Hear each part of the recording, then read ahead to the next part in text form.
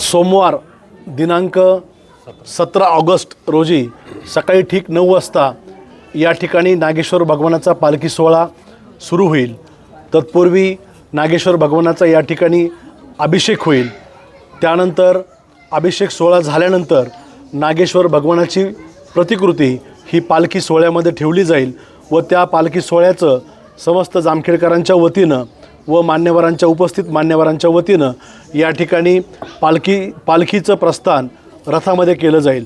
2004 साली पालखी सोहळा सुरू झाला, परंतु 2007 पासून त्यानंतरच्या 3ऱ्या वर्षानंतर हरिभक्तपरायण सीताराम राळेबात, हरिभक्तपरायण कांताताई सोनटक्के, गोरखभाऊ शिंदे व माझे वडील वैकुंठवासी विठ्ठलअण्णा राऊत यांनी जो रथ तयार केला होता, त्या रथामध्ये साधारणतः मागील 20 वर्षापासून आपण हा पालखी सोहळा जामखेडमध्ये पूर्ण त्याची मिरवणूक काढली जाते आणि यामध्ये सर्व जामखेड ग्रामस्थ, महिला भगिनी व पुरुष अतिशय आनंदाने व भक्तिभावाने या मिरवणुकीमध्ये सहभाग घेतात। सोमवार दिनांक 17 ऑगस्ट म्हणजे उद्याच ह्या पालखी सोहळ्याला नागेश्वर पालखी समितीच्या वतीनं सर्वांनी उपस्थित राहावं व या पालखी सोहळ्याची शोभा वाढवावी अशी मी सर्व जामखेडकर ग्रामस्थांना विनंती करतो। रामकृष्ण हरी। रामकृष्ण। असताना सर्व जामखेडकरांचं आजपर्यंत लाभलेलं जे सहकार्य आहे, अशाच पद्धतीचं सहकार्य नागेश्वर सेवा समितीला अपेक्षित आहे। उद्या सकाळवा पालखी सोहळा व 17वा अखंड हरिनाम सप्ताहाचं वैशिष्ट्य म्हणजे श्री संत ज्ञानेश्वर माऊलींची संगीतमय चरित्रकथा।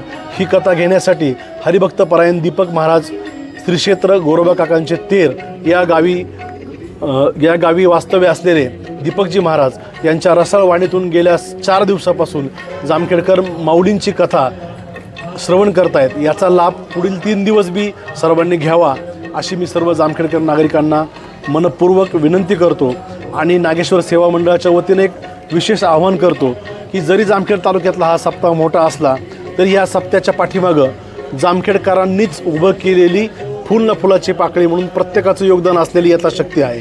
तेच योगदान सर्वांनी देणं फार गरजेचं आहे। इथं असलेला मंडप असेल किंवा इथं असलेल्या सर्व सुविधा असतील, त्याच्यासाठी कुठलाही मोठा देणगीदार नाही। प्रत्येकाचा सहभाग असलेला 1 रुपयापासून तर 1000 रुपये ते 20,000 रुपयापर्यंत जी देणगी आपल्याला मिळते, अशा देणगीतूनच हा सप्ताह उभा राहतो। यावर्षी खर्च जास्त आहे। मी जामखेडकरांना आवाहन करतो की कृपया आपलं यथाशक्ती योगदान थोडंसं वाढवा आणि या सप्ताहासाठी आपण जे नागेश्वराच्या चरणी समर्पित करतात तसंच योगदान यावर्षी देखील आपण सर्वांनी समर्पित करावं अशी नागेश्वर सेवा मंडळातर्फे व अखंड हरिनाम सप्ताह समितीतर्फे मी सर्वांना आवाहन करतो। धन्यवाद। रामकृष्ण। रामकृष्ण। 2003 साली मामा या ना पुढं, आमचे बाबा खराडे आणि काही ठराविक 4-5 जणांनी आम्ही संकल्प केला होता की पुढच्या वर्षी पालखी काढायची आणि त्याची बातमी मी सकाळला पहिल्या पानावर दिली होती आणि 2004 साली पहिला हा पालखी सोहळा सुरू झाला। त्यानंतर 2006 साली या पालखी सोहळ्याचं महत्त्व वाढावं म्हणून हा सप्ताह सुरू केला। तर ह्या सप्ताहासाठी गहिनीनाथ गडाचा नारळ आपण आणलेला आहे त्यावेळेला वामनभाऊंच्या कृपा आशीर्वादाने, त्यामुळे आपण ते लिहितो। तर हा जो संकल्प होता पालखीचा तोच पुढे सप्ताहाच्या माध्यमातून आपण हा वृद्धिंगत करत करत पुढं वाटचाल करत आहोत। पुढचं जे वर्ष आहे हे 24वे वर्ष आहे। अर्थात आपण या पालखी सोहळ्याला 2रं तप पूर्ण करत आहोत पुढच्या वर्षी।